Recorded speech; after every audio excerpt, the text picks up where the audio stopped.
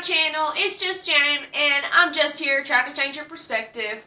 It's been a while, and in my defense, I technically made this video at the beginning of the summer, and as you're about to find out, we've had a lot of things going on since then. So, I just thought I'd do this as a little life update.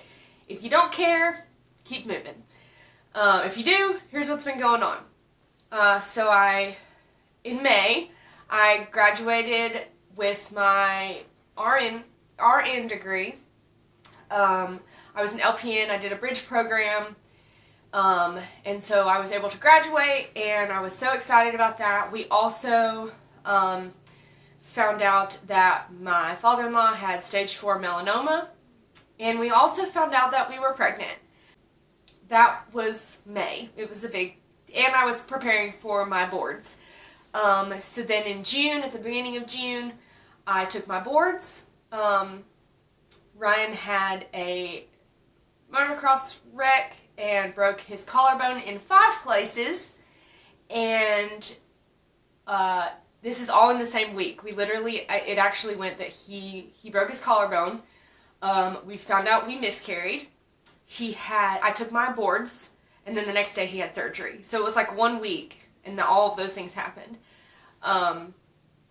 And then not long after that, I started a new job in the ER, which I'm going to do a separate video on that because that deserves its own conversation.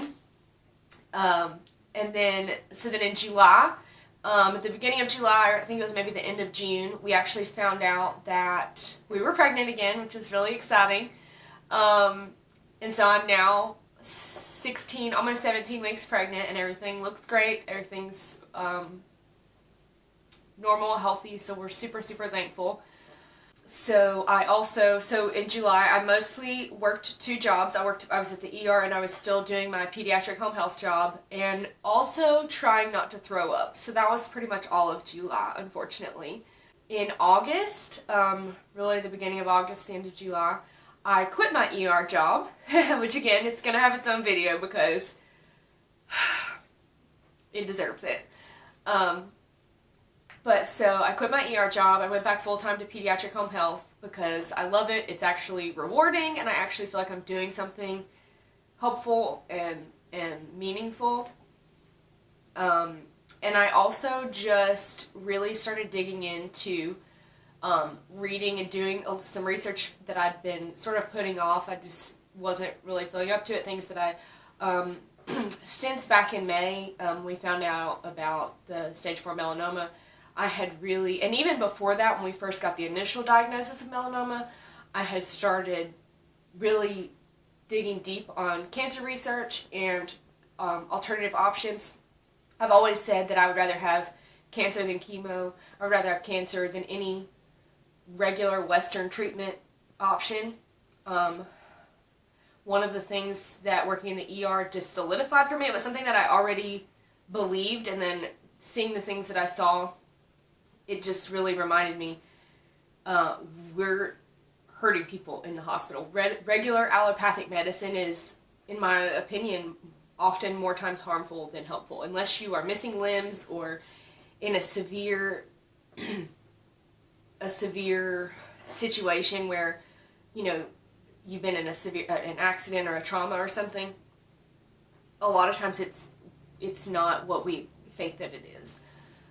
So I did a lot of reading, trying to just educate myself more on cancer, on different alternative treatment options, how cancer truly develops in the body, what makes it better, what makes it worse, and really understanding it on a fundamental level, on both sides, the allopathic side and the alternative medicine side. I've also been doing a lot of research on vaccines. Again, as a pediatric nurse, I was already pretty well versed in vaccines. I had made it a point early on to understand what they were, which ones were truly necessary, what we were doing, the ingredients in them, the schedule behind them, and just had a broad idea. But I've really been focusing on the history of diseases, the history of vaccinations and inoculations, as well as the legal aspects of it. And the other thing that I've been just really spending my time doing is reading about home births. We are doing a home birth. We are having our baby at home. If you think I'm crazy, then you should know that the United States has the highest infant and mother mortality rates in the Western world. I know many, many people who have horrific childbirth experiences in the hospital. One of my best friends almost died more than once giving birth. They are pushy and aggressive. I've been told by multiple labor and delivery nurses that it is an inconvenience for women to have natural birth. It's been proven, depending on the study, it is at least as safe as the hospital, if not safer, depending on the study you look at, to have a home birth. So that has been something that I have just really been trying to learn about. This is something I've wanted to do for about 3 years now, and I can't wait. I'm so excited. People think I'm crazy. I don't care. I can't wait. I think it's going to be so much fun. My husband talked us into not finding out the gender, so, go big or go home. We're just doing it all. And I don't think I would be as okay with not finding out the gender if it weren't for us doing the home birth. I'm truly so excited to do that. And what a lot of people don't realize about birthing in the hospital is that a lot of times your labor starts and then you go to the hospital and your labor stalls because it's very stressful to be at the hospital. It's full of sick people. A lot of times it's not necessarily the labor and delivery nurse's fault, but it's a rushed sort of thing. It seems like they're probing you, they're hooking you up to all these different things, they're stabbing you with things. I have a friend that gave birth completely natural. All she took was ibuprofen, I think maybe after the fact. I don't even think she took anything during the labor. And her husband finally had to get rid of them and say, hey, can you just leave her alone and let her do this and let her try? Because they just kept coming in and trying to give her things and trying to make her do different stuff. And she was completely fine. She didn't need anything, but you really have to know and be strong-minded going into the hospital, or they really take advantage of your fear and your vulnerability. And it's just easier for them. If you're hooked up to a monitor, they don't have to check on you as much. They can focus on other things. If you are given medicine, you're not allowed to get out of bed, so they don't have to help you go to the bathroom. I realize I'm probably pissing off a lot of labor and delivery nurses saying this stuff, but it's true. The fact is, labor usually stalls, and then they want to give you Pitocin, and then that Pitocin makes your contractions 10 times worse, and then that affects the health of your baby, and then next thing you know, you're bound for a C-section. I've seen it, I've heard about it so many times, I can't begin to tell you. And I don't want any part of that. If I have to have a hospital birth, then that's what will happen, but I'm doing everything in my power to prevent that. It's funny because a lot of women have been super excited for me when I say that. They'll say, oh, I wanted to do that, and so-and-so wouldn't let me. So I'm super thankful that Ryan is so on board with doing that. He was excited for the major cost difference. For one, it's drastically less money to do a home birth, obviously. But he is very supportive of my wanting to keep our family healthy, and he really respects that, and so I'm just very thankful that I have that support system, and he was all for it. So I hear a lot of people say, well, my epidural didn't take, and it was awful. Well, at that point, your parachute didn't deploy, right? Like, your one thing that was supposed to save you isn't there. And that for a lot of women, that's the only preparation they make for birth. They don't really prepare mentally for what labor is like. And so you have to go into it with a certain kind of mentality, and if you don't, it's not for you. Like, I feel like I've literally been training for a marathon, mentally, like just trying to get myself in the right headspace and understand. I'm about to start taking the Bradley Method classes, which is, again, just teaching your body how to be ready, just mentally ready, and the things that you can do physically to be ready, the different exercises you can do, all that good stuff. And it really just teaches you what your body's doing so that you don't have to be afraid during childbirth, because there's a lot of people, it sounds crazy, but there's a lot of people who say that they had a pain-free labor. And I'm not trying to have a pain-free labor. I would love to, and I hope that I can get in the zone enough to be that good. But even if that's not necessarily my expectation, But the idea is that it's the same feeling in your body as in mine, but the difference is when you know what your body's doing, you're not registering it as pain. When you understand that your body is working with you and it's stretching and pulling and pushing your baby out for you, your body literally pushes your baby out. You just kind of have to be able to release, and for a lot of women that's really, really hard. And so, like I said, I'm super excited, but I've been really trying to learn about it and be ready mentally, because obviously this is not something I'm taking lightly.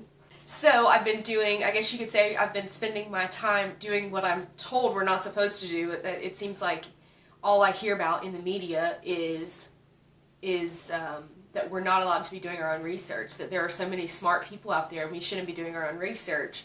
And honestly, I feel like I spend a lot of my time, my personal time with my friends and family, having to fight for that concept. When did we decide that we were not smart enough to be able to learn something new or comprehend some new idea or whatever the case may be? It makes me sad to think that people truly don't have enough faith in themselves and in their own minds to be able to learn a new concept. I've always felt like I was the dumb kid in school, and it was never because I was actually dumb, it was because I was always bored, and I just was never interested in what I was learning about. It never seemed relevant to me, and for that reason, I genuinely thought that I was like an airhead, or I was dumb, and I always was told I was like spacey, or had my head in the clouds, all these different things. When in reality, I was just bored, and I didn't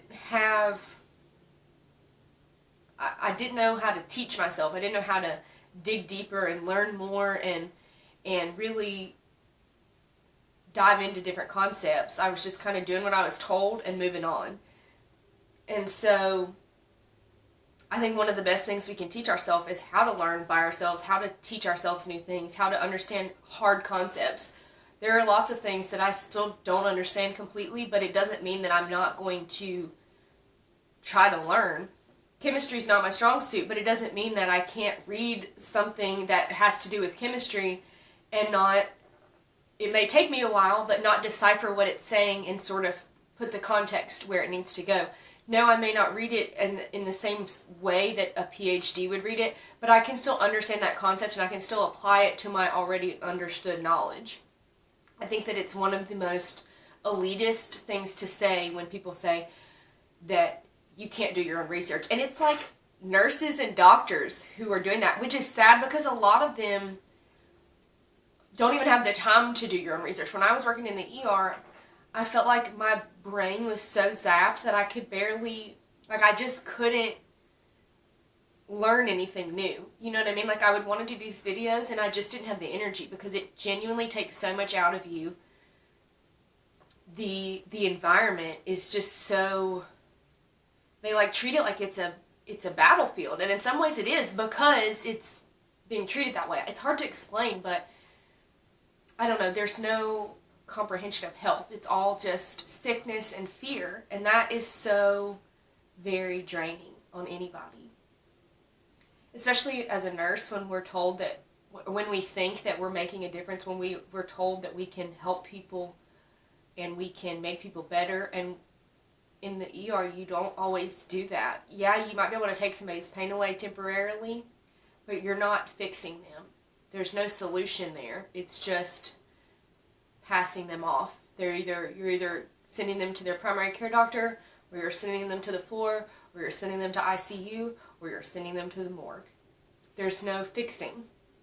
It's not, you're not curing anybody. And if you're not curing people, then, I don't know, to me, then what's the point? And I'm going to have to talk about that in another video because I could just keep going on and on about that. But, so anyway, that's what I've been doing. And I've been answering a lot of messages. And so a lot of people have said, talked about me doing different videos or talking about different things. I'm going to start doing interviews. That's something I'm super excited about. I have about 8 or 10 people lined up that I've already talked to that are going to do interviews with me. I've just got to I'm not good at technology, and so it really stresses me out to like add a second person to this already barely comfortable situation. Just because I'm always afraid that something's not going to be working, or I don't know. It just seems like I'm technology. I repulse technology. But anyway, so God willing, I'm going to start doing interviews soon. I can't wait to do that. And just continuing to educate people. I've talked to several people. I'm wanting to do a health freedom rally in my town. So if that is something that interests you, let me know, because that is proving to be a little bit of a daunting task. I think it's mostly mental, but it's something that I really feel like God has put on my heart, and He's not going to let me sleep until I do it. So this is sort of me holding myself accountable. If I tell you guys, then I sort of have to do it. So if you're interested, or if you can help with that, or whatever the case may be, please reach out. There will be more to come on that. But I just wanted to do an update and kind of tell y'all where we're at in our lives, and where I've been. I feel like I've kind of been MIA, and that's why, like I said, we've just had a lot going on. And so I'm excited for new things to come. I'm excited for these interviews.